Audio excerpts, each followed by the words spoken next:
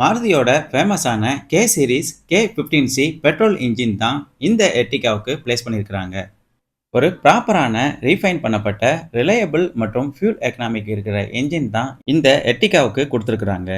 இந்த என்ஜினோட displacement CC பார்த்தோம்னா 1462 CC வருது.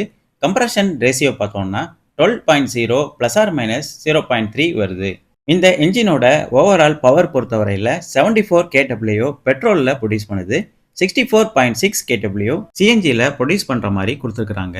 டார்க் பொறுத்தவரையில் 136.0 நியூட்டன் மீட்டர் பெட்ரோல்லையும் 121.5 நியூட்டன் மீட்டர் சிஎன்ஜிலையும் ப்ரொடியூஸ் பண்ணுற மாதிரி கொடுத்துருக்குறாங்க.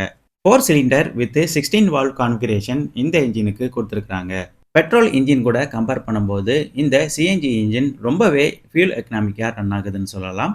26.11 கிலோமீட்டர் ஒரு மேசிவான மைலேஜ் இந்த சிஎன்ஜியோட என்ஜின் ப்ரொடியூஸ்